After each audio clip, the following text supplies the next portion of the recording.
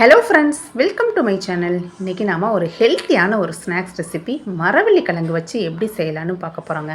கொஞ்சம் வித்தியாசமாக டேஸ்டியாக இந்த மரவள்ளிக்கிழங்கு ஸ்வீட் ரெசிப்பியை செஞ்சு பாருங்கள். டேஸ்ட்டு சூப்பராக இருக்கும். இதுக்கு நான் ஒரு 1/2 kg அளவுக்கு மரவள்ளிக்கிழங்கு எடுத்துக்கிறேன்.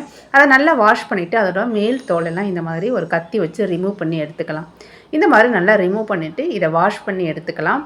இதை ஒரு கேரட் துருவியை வச்சு நல்லா இந்த மாதிரி துருவி எடுத்துக்கலாங்க. இந்த மாதிரி நைஸாக துருவி எடுத்துக்கோங்க.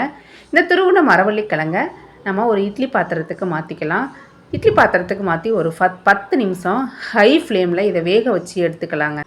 இதை நம்ம துருவி வேக வைக்கிறனால ரொம்ப ஈஸியாக வெந்துடும். ஹை ஃப்ளேமில் ஒரு 10 நிமிஷம் வெந்தால் போதுங்க. நல்லா சாஃப்டாக வெந்து வந்துடும்.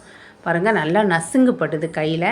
இதை இப்போ நம்ம வெளியில் எடுத்துடலாம். இது ஒரு அகலமான பேனுக்கு நான் மாற்றிக்கிறேன். இது ரொம்ப சூடாக இருக்குது. இது ஒரு கை பொறுக்கிற சூடுக்கு இது நல்லா ஆறி வரட்டும். பாருங்கள், இந்த ஸ்டேஜில் ஒரு அரை மூடி தேங்காயை துருவிட்டு ஆட் பண்ணிக்கோங்க. நான் இன்றைக்கி பல்ஸ் மோடில் விட்டு எடுத்து அதையும் சேர்த்துக்கிறேன். இது கூட ஒரு 3/4 கப்பு அளவுக்கு சுகர் ஆட் பண்ணிக்கலாம். சுகரோட டேஸ்ட்டு நம்மளோட டேஸ்ட்டுக்கு ஏற்ற மாதிரி கூட குறைய அட்ஜஸ்ட் பண்ணிக்கலாங்க. நல்லா இது எல்லாத்தையும் சேர்த்து நல்லா ஒன்றோட ஒன்று நல்லா கலந்து விட்டுறலாம். நல்லா மிக்ஸ் பண்ணி விட்டுறலாம். அந்த சுகர் எல்லாமே நல்லா ஒன்று சேர்ந்து வரணும். பாருங்கள், இப்போ இதிலேருந்து கொஞ்சமாக எடுத்து சின்ன சின்ன பால்ஸ் மாதிரி உருட்டி எடுத்துக்கலாங்க. பாருங்கள், இந்த மாதிரி உருட்டி எல்லாத்தையுமே எடுத்துக்கிறேன். இது ஒரு பிளேட்டில் வச்சு ஓரமாக இருக்கட்டும். இப்போ ஒரு பவுலில் ஒரு அரை கப்பு அளவுக்கு மைதா மாவு ஆட் பண்ணிக்கிறேன். அதே கப்பில் நல்லா 1 கப்பு அளவுக்கு இட்லி மாவு ஆட் பண்ணிக்கிறேன். இந்த 2 மாவையும் சேர்த்து நல்லா ஒரு ஸ்பூன் வச்சு நல்லா கலந்து விட்டுக்கலாங்க. தேவைப்பட்டால் கொஞ்சமாக தண்ணி சேர்த்து ஒரு பணியார மாவு கன்சிஸ்டன்சிக்கு இதை நம்ம பிணைஞ்சி எடுத்துக்கலாம். ரொம்ப தண்ணியாக இருக்கக்கூடாது.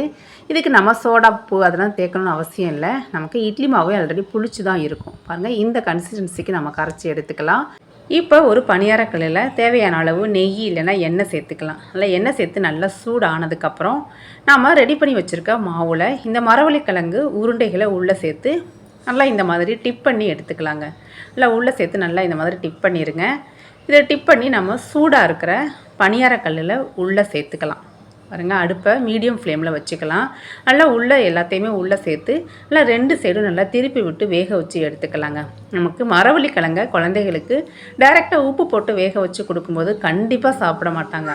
இந்த மாதிரி கொஞ்சம் வித்தியாசமாக ட்ரை பண்ணி கொடுக்கும்போது லைக் பண்ணி சாப்பிடுவாங்க. பார்த்திங்கன்னா ஒரு சைடு நல்லா வெந்துருச்சு. இதனால் 2 சைடும் நல்லா திருப்பி விட்டு இந்த அளவுக்கு நல்லா பொன்னிறமாக வர அளவுக்கு வேக வச்சு எடுத்துக்கலாங்க. அவ்வளோதாங்க, நம்ம மரவள்ளி ஸ்டஃபிங் வச்ச பணியாரம் சூப்பராக ரெடி ஆகிருச்சு.